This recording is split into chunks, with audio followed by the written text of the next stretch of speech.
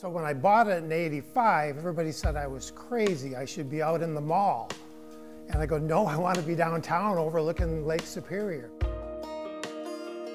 Yeah, I mean, it's something that's indelible in my brain, you know. It was a frantic, mad scramble to get something going. I think getting it done in 6 months was pretty crazy. It was out of a love of that culture and being able to bring tourists up that are coming in for the beer, but they're staying and falling in love with the city, like I did.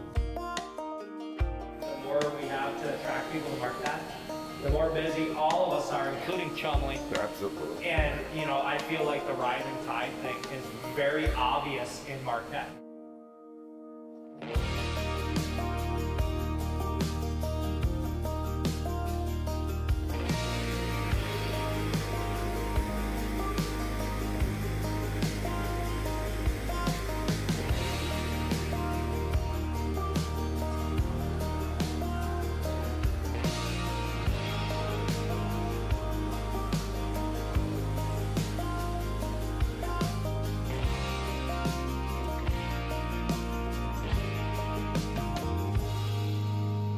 My name is Terry Doyle. I'm the owner, operator of the Veerling. I am Chumley, but I'm really called, my real name is Derek Anderson, if you guys didn't know that. And I work at the Veerling. I'm David Manson, M-A-N-S-O-N, and I am the ambassador of fermentology / co-founder. I'm Steve Farr from Black Rocks Brewing. My name is Andrea Pernsteiner, and I'm co-founder here at Ordock Brewing Company. My name is Wes Pernsteiner. I'm co-founder at Ordock Brewing Company, and I would describe my role as the production manager, the finance lead, and the maintenance and facility manager. I'm David Gill, president of the board of directors here at Dreef Brewing Company. And I'm Nick Van Coort from Barrel and Bean.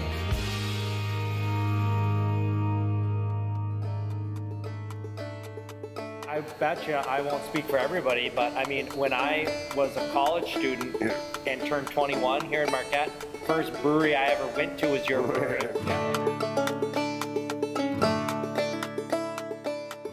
Well, when we first decided to go into the brew pub business, at 1995, it was getting confusing. Everybody wanted a specialty beer, a bottled beer. So we figured a brew pub, we'd just make our own beer and be done with it. A brew pub is designated for selling your beers only on the premises, other than a growler to go. At that time, you could not sell the beer out the door. You could not sell it as a growler, so I went with a 5-barrel system. Had I known that we could also now sell it out the door, I would have gone with a larger system. But in the end, it turned out to be to our advantage, because the 5-barrel system, we had a lot more, we put in a lot more fermenters and a lot more serving tanks, and now we have a lot of variety. We have 10 beers on tap at all times. When we first bought the Veerling, I looked in the phone book and all of a sudden there's a Louis Veerling IV. So I gave him a call and he said he had stained glass windows and art that was once in the Veerling. So we spent like 10 years buying the art, which we must have over 150 pieces of beautiful antique art now. When they had started a blueberry festival, they came to us and they said, can you do something with blueberries in it? So Chumley, our brewer, he said, well, I could make a blueberry wheat beer. And when the Blueberry Festival was over, we didn't have any more blueberry beer, and the people came pounding on the door and said, we gotta have that blueberry beer. So then, from then on, we ran that as a staple. When we first started brewing beer, and people would come through the door, and we said, well, we make our own beer. And a lot of people said, well, I don't want any of that stuff. Because back then, people would get together and build a brewery and hope to make a lot of money, but they weren't paying attention to making good beer. Well, after that cycled through and people who had a passion for the beers started making beer, then it really started ramping up. When they opened Black Rocks, they asked me if I wanted to be a partner before they even opened their house. And I'm looking at going, a house with a barrel batch? I think I'll stay right here. No, you know what I'm saying? Looking back, hindsight now.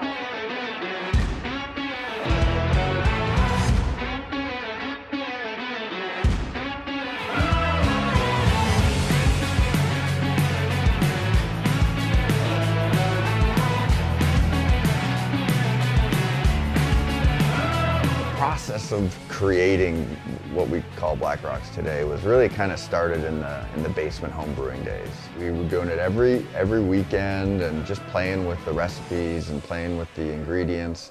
We were looking at trying to go professional in our home brewing endeavors due to some potential layoffs that we had. Andy and I are pretty conservative. We wanted to start out relatively small. And so we looked at a nano system, which is basically if you can carry your boil pot, you're still in the small nano phase. A friend of ours who actually owned the building, Tom Veer, Donkers, said, you gotta come check this place out, it'll be great. So we came in and we kind of sat on the porch for a little bit. We noticed there was a lot of traffic and we felt that we probably could make it work here. We wanted it small. We wanted it to be representative of that nano spirit that we had. So 2010 and December 28th was our first day that we opened with 4 taps of beer.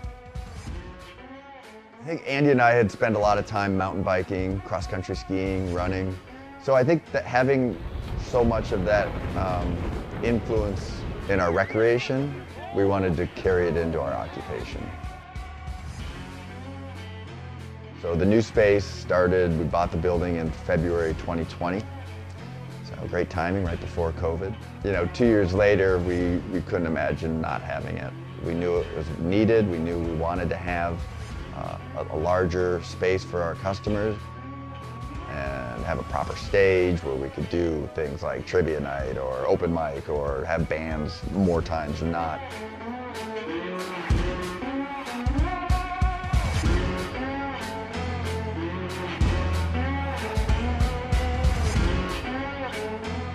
We decided to come to the market with 51K, Grand Rapids, and Coconut Brown. The brewing process is pretty straightforward. You start with at the very minimum 4 ingredients: grain, water, yeast, hops. So production starts, there's a grain bill. You determine what is going to be integral in the recipe as far as your grain additives. In the process of developing a beer, you're constantly kind of playing with the different hop profiles, the different hop amounts when you add them. And then you go through the mash process. In the mash process, you're pulling the starches out and you're creating what is going to become a wort, which is a high sugary content liquid. We'll go ahead and put that into the boil kettle, add our hops, very secret recipes, of course, and then let that go through the boil process, cool it down, throw it in a fermenter, add some yeast, let that yeast do its magic, turn that sugar into alcohol, and then babysit it through the process, through the cellar guys. And then for us, we're going to force carb it so it's ready to go into a packaged product, whether it be a keg or a can, and then package it up and send it out. I initially heard about Black Rocks from some friends that were going to school up here. Basically started after my father passed away. I moved up here to finish up school. I had about 1.5 years left in my degree in environmental science. One thing led to another. I was like, hey, broke college kid, spending all my money at the bar, let's make this cyclical. Can I get a job? I think one of the biggest things that the breweries in the area has offered as far as a extension of our community to outsiders is also creating an opportunity for those that choose to come and live up here and move up here, an actual opportunity to create a sustainable life. It goes back to the rising tide raises all ships. If we're all doing really good things, it allows people to come up here. So I think it's super important that we all are make sure we're doing the best we can do for not only to make the town proud, I mean that is a part of it, right? But also for visitors and also for ourselves to make sure we're holding each other to a pretty good mark. We're not going to make everybody happy. Now that said, most people come in and they try a beer and then they're like, oh, okay, I get it. Well, I didn't label the keg color. Wait, what is it? It's like the word funky or sour. Those are like big words, And people, it's like you don't want them to take it too far. We battled this at Ordock as well. You don't want them to take that notion too far. What you really need them to do is just stop asking and try it.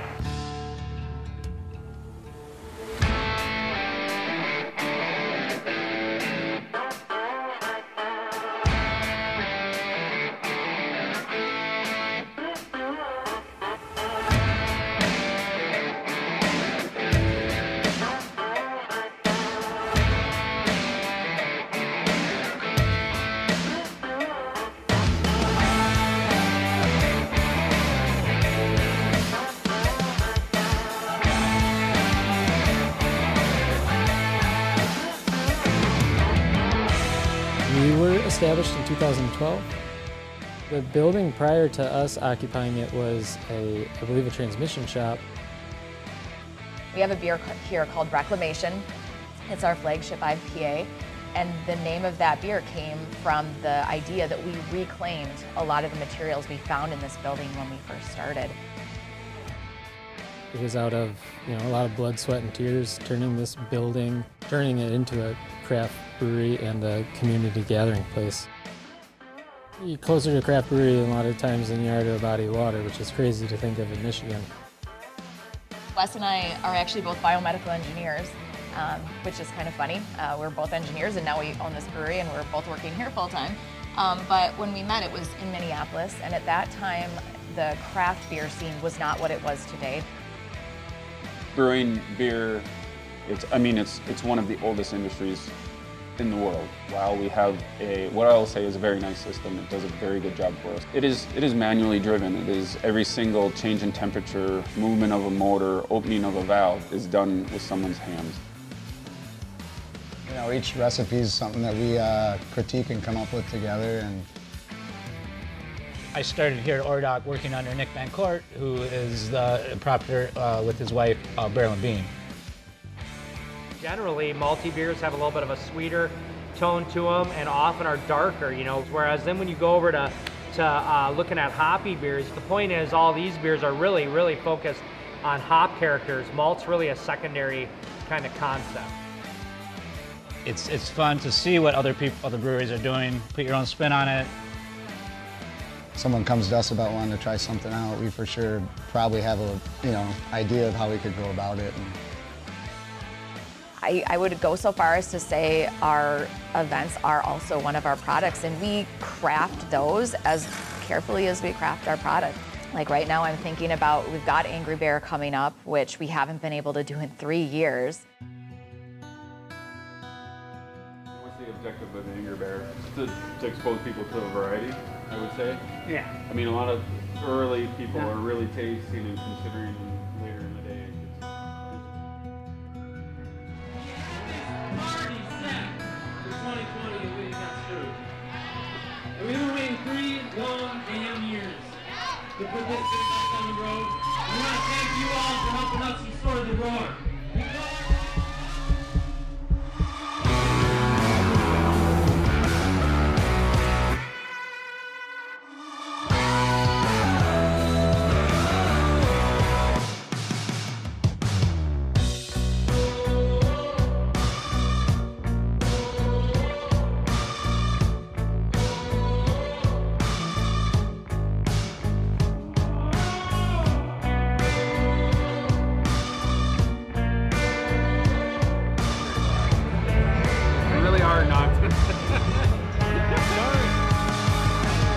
But the root is always to be a mirror to the community and those preferences, and to be a gathering place for everybody. It really is a family, our whole staff here. We often call it our Ordock family because we feel that way about everyone, and we all take care of each other. And the customers as well have become, at this point, over the past 10 years, like they're essentially family at this point. Okay, hello Angry Bear. Hello Angry Bear. Really, what we're about is bringing people together. Bringing people together around beer, bringing people together around experiences and events. We didn't start as brewers. We started as passionate about the product and the industry.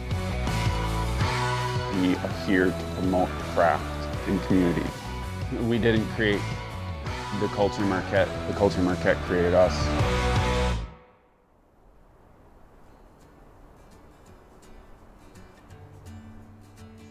do think it has had an impact on the tourism in the UP, or at least in Marquette. Yeah. Directly, all of them. There's also like a critical mass factor there. Like when you get a certain number of breweries, they have to drive past Traverse City and past Petoskey to get here.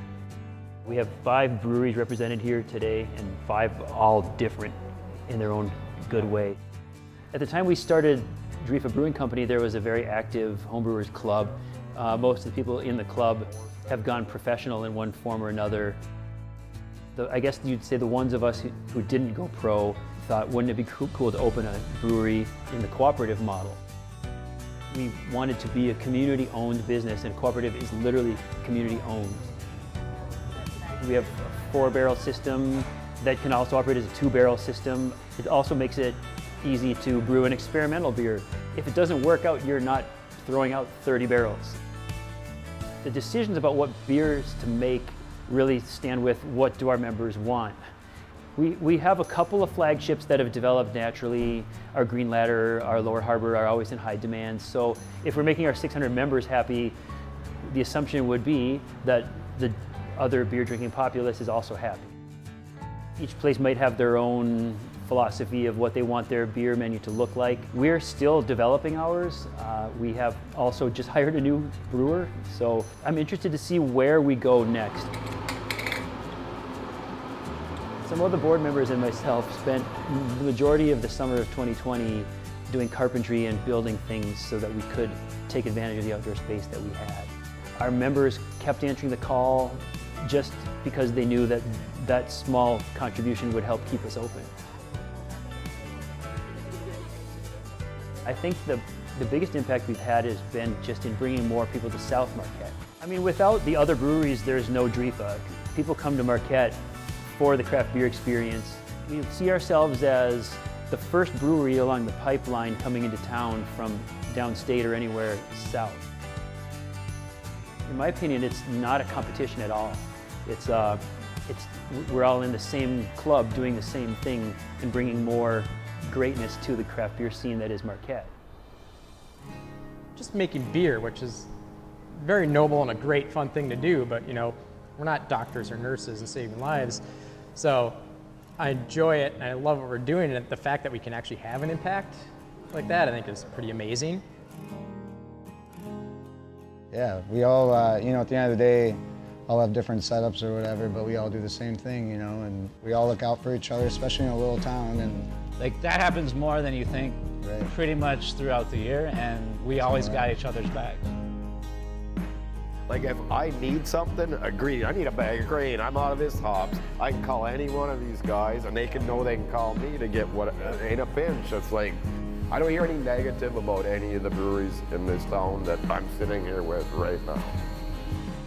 So all I'm doing is I spun it up so that it's all collected. Last year, even during the pandemic, we just rocked. You know, the breweries are doing well. I think, you know, we're set and we're on a course to stay the course. There's a lot of blue sky wishes, wants, and dreams. We'll see what the next ones are.